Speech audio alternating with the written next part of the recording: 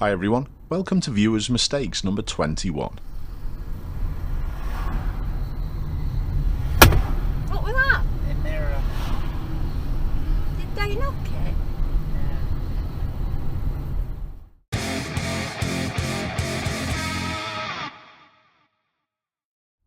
In situations like this, I think there's a general misconception that when parked cars are on the opposite side of the road, people assume that they have priority. And they don't seem to understand that if a vehicle is coming from the opposite direction and they've already committed and nowhere to go, they have to give way. This is freeze-framed at less than 2 seconds when my viewer and the van have become visible to each other. The van's already committed. I do think there was still a possibility that the van could have given way where I freeze-framed it now. However, they didn't, and my viewer didn't spot this and didn't do anything about it. The lack of judgment of vehicle width and choosing the correct speed to match is horrendous. And that's from both parties. Both, I'm suspecting, just thought that they should have been going first. Both also get a D for their lackadaisical attitude towards road safety. What was that? A mirror. Did they knock it? This clip involves the white Mercedes that's approaching from behind. We'll watch through it first.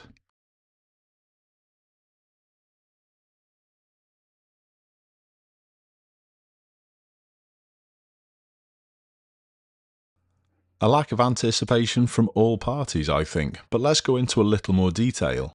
First of all, I'd like to say thanks to all my viewers for having the courage to send these clips in to be analysed. And here's the first point with this one. The left lane heads off towards the A8. There's plenty of vehicles in that left lane. And with all this in mind, I would be doing a couple of things. I'd be assessing the speed of people approaching behind, i.e. the white Mercedes, and I'd be looking for an escape route. I'd also try and position my car in a staggered formation where possible to reduce risk. But this doesn't happen. There's a possibility of some target fixation from my viewer. You can see at this point that the van's coming out in front and the Mercedes has already started to lane change, without a signaller, will add. And this proves the lack of planning from the driver of the Mercedes. They've also probably not seen the van towing the trailer. I definitely wouldn't have overtaken like the driver of the Mercedes. In the same way my viewers should be anticipating vehicles from the left-hand side coming out, the driver of the Mercedes should have been doing the same with my viewer. So we've got 3 people to mark. The van driver towing the trailer should not have lane changed at this point. They should have eased off, let my viewer past and gone into the big space behind. They get a D. The driver of the Mercedes accelerated into an increasing problem.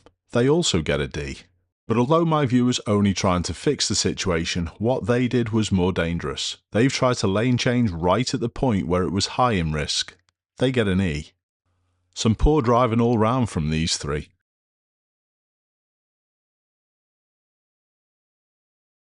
In a funny way, it's quite similar to the first clip. No one really wanted to adjust their speed, they just wanted to steer.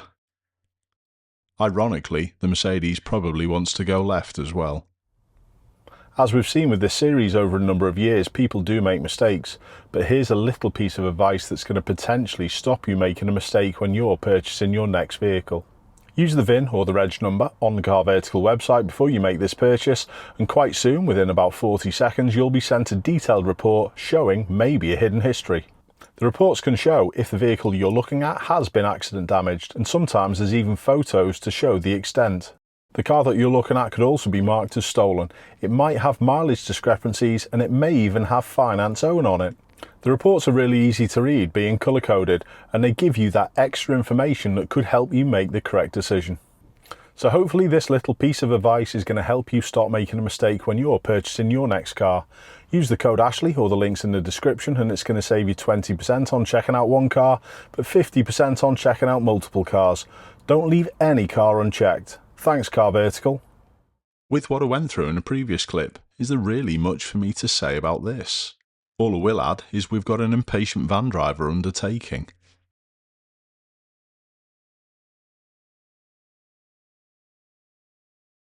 Both drivers get a D. If my viewer had have stayed put in lane 3 until he were past this van, they would have got an A.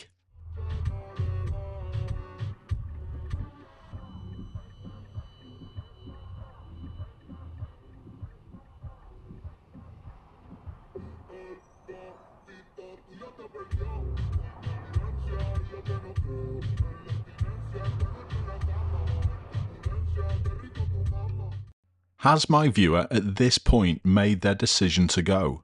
The dash camera is mounted centrally and we can still see the cyclist, but from the driving seat I don't think that would be possible. My viewer's too eager to follow the vehicle in front clearing the junction and they don't make effective observation. The cyclist does a great job to deal with my viewer's error. They get an A, but my viewer was very lucky that their action didn't cause injury or worse. They get an E.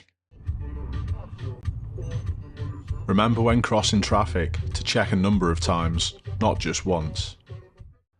In this clip, my viewer emerges and causes a collision with a vehicle that's turning in. So legally, they're obviously the one to blame. However, was there any contribution from the other vehicle?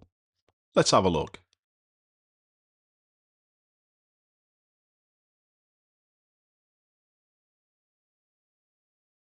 Do you think the car turning in should have done any better?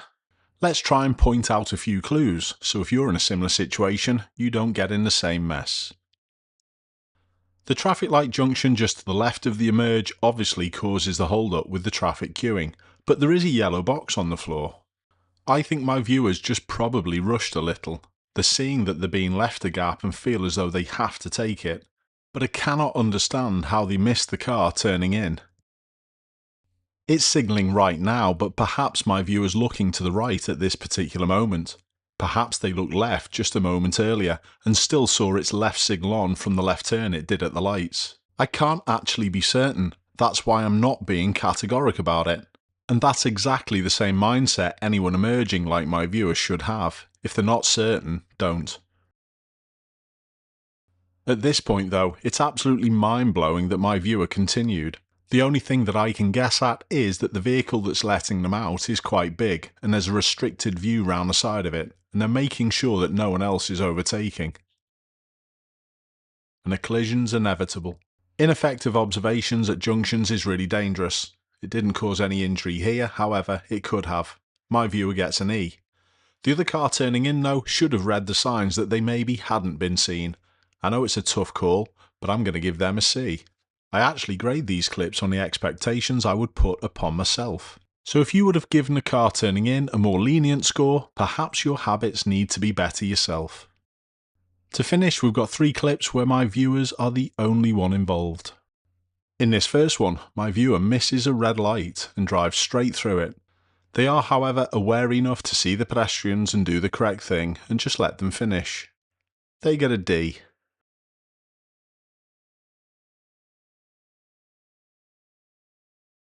This is an absolute classic case of just tagging on to the vehicle in front, who actually make the same mistake as my viewer. The pedestrian green phase has been on for ages. Watch this guy look over his shoulder. Utter disbelief. After realising their mistake, at least my viewer did things correctly as they could. A mistake that I'm sure that most of us have made at one time or the other. More embarrassment than risk. I'm not sure how my viewer thought all of those vehicles were parked with brake lights on. They get to do the reverse of shame, and also get a C.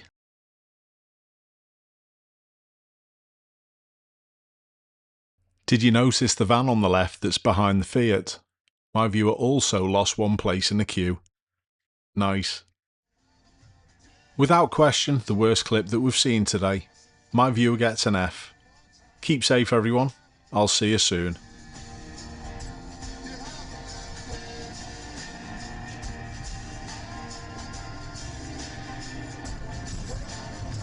It was actually a shame I had to disguise the song playing.